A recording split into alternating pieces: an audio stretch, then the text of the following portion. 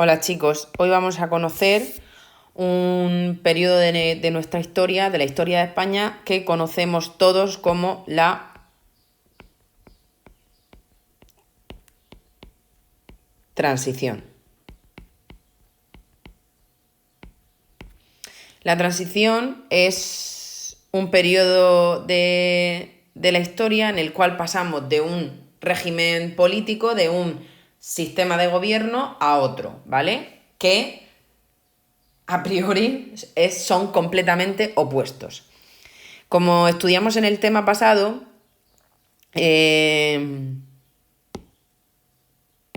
vale, este hombre de aquí que os voy a enseñar en una foto,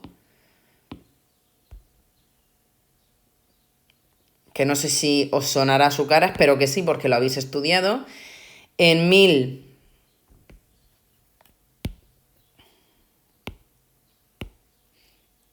¿Y esto? En 1936 dio un golpe de Estado en España, donde en ese momento había una república, dio un golpe de Estado iniciándose una guerra que duró hasta 1939. En 1939 la guerra terminó con la victoria de Franco y de sus tropas y él se nombró o fue nombrado, se autoproclamó y fue proclamado como caudillo de España. Durante... Y así dio comienzo en España un régimen de... A ver, voy a poner esto en la guerra civil. Y en 1939 termina la guerra y hasta 1975, que es el año en el que Franco muere, ese símbolo que es una cruz cristiana significa año de muerte. Durante estos años fue cuando Franco estuvo gobernando España con un sistema, con un régimen dictatorial. Eso quiere decir que es un régimen donde una sola persona ostenta el poder, tiene el poder total, no tiene ninguna limitación de poder y puede decidir qué leyes se ponen en marcha y cuáles se quitan a su voluntad. No tiene por qué preguntarle nada al pueblo. Por eso lo llamamos dictadura. Pues esa dictadura duró desde 1939, cuando ganó la guerra, hasta 1975, cuando murió Franco y se terminó la dictadura. Una vez terminada la dictadura con la muerte de Franco, entra en juego el papel de un señor que también conocemos, que es nuestro rey emérito, Juan Carlos I. Juan Carlos I, rey de España, en ese momento, que Franco ya había muerto, nombró como presidente a otro señor que se llama, y que no sé si os sonará, porque hay un aeropuerto en Madrid que se llama así, nombró presidente a Adolfo Suárez, que es este señor de aquí,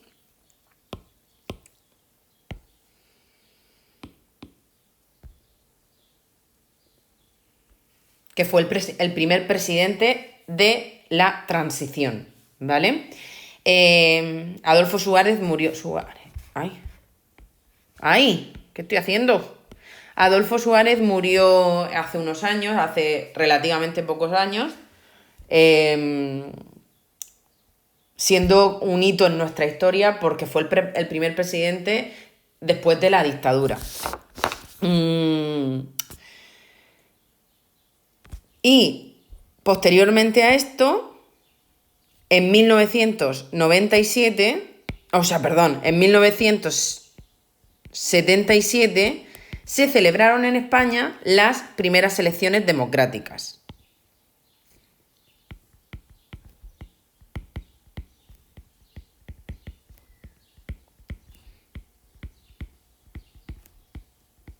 ¿Por qué he hecho eso? A ver. No sé si recordáis, democráticas, no sé si recordáis que las elecciones es un proceso, cuando se celebran unas elecciones es un proceso mediante el cual el pueblo, la comunidad que existe en un país, decide a través de unas papeletas quién va a ser el presidente de su país, ¿no? Para ello se presentan a las elecciones una serie de partidos políticos, algunos con corte más conservador y otros con corte más progresista. Eso fue lo que pasó en estas primeras elecciones, que se pudieron presentar a ellas partidos de un rango ideológico más amplio, porque antes, bueno, pues con la dictadura no hubo ninguna elecciones. La dictadura en ese momento, todos esos años que veis que gobernó Franco, que son muchos, no hubo ninguna elecciones, sino que él se mantuvo al poder todo ese tiempo y la población no elegía nada. Entonces, cuando en 1977 se celebran estas primeras elecciones democráticas, pues se presentan un montón de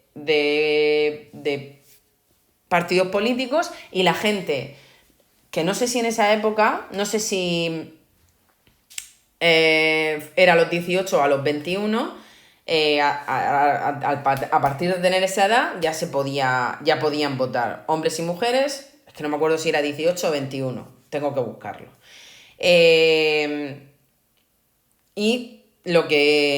Bueno, pues fueron las primeras elecciones. No sé si os acordáis de que son unas elecciones, pero por ejemplo, vamos a ponerlo a pequeña escala en el aula.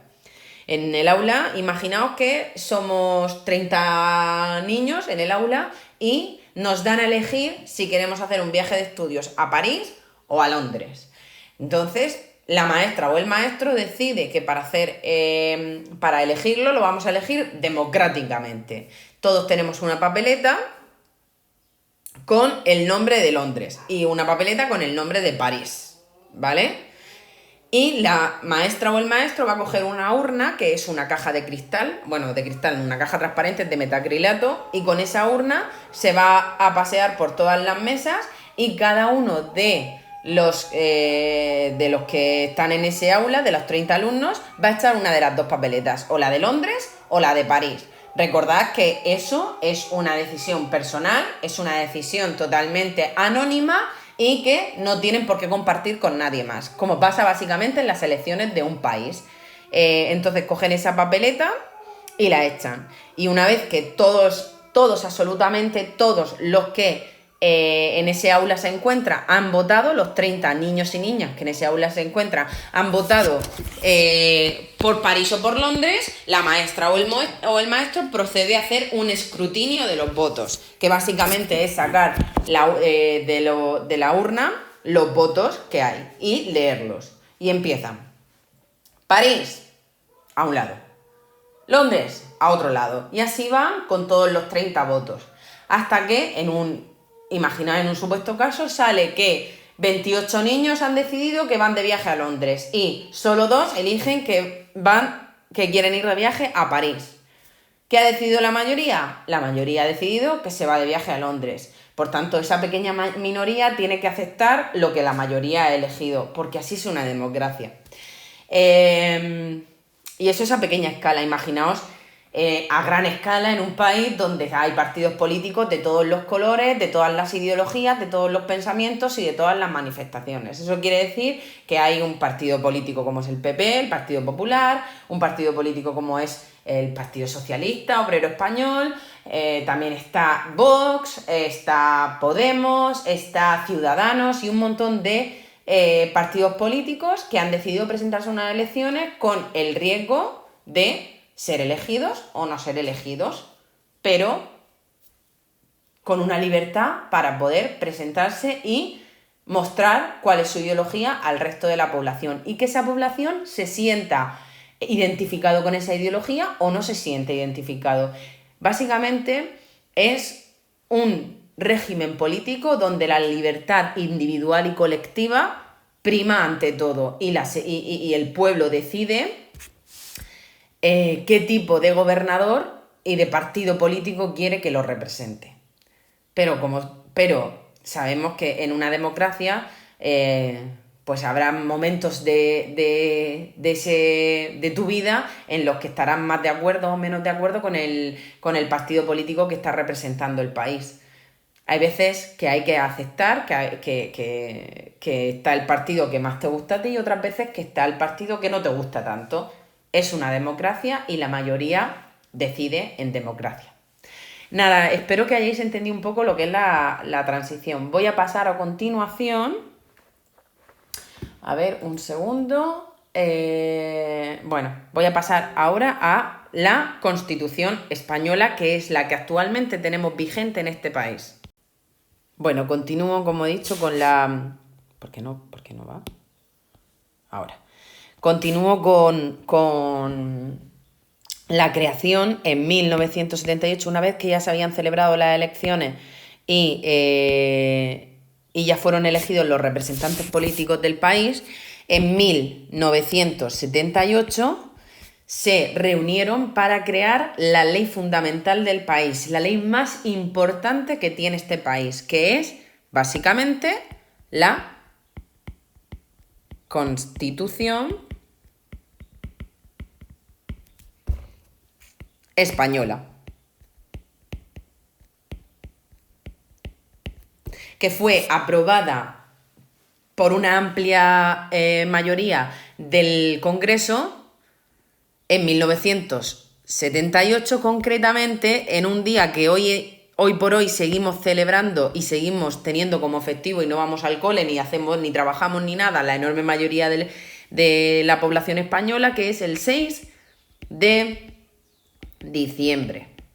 O lo que es lo mismo, el puente de la Constitución, que es ese puente largo que tenemos en diciembre que tanto disfrutamos, porque antes de las Navidades, a la vuelta ya solo queda un par de semanas de clase y nos vamos de vacaciones.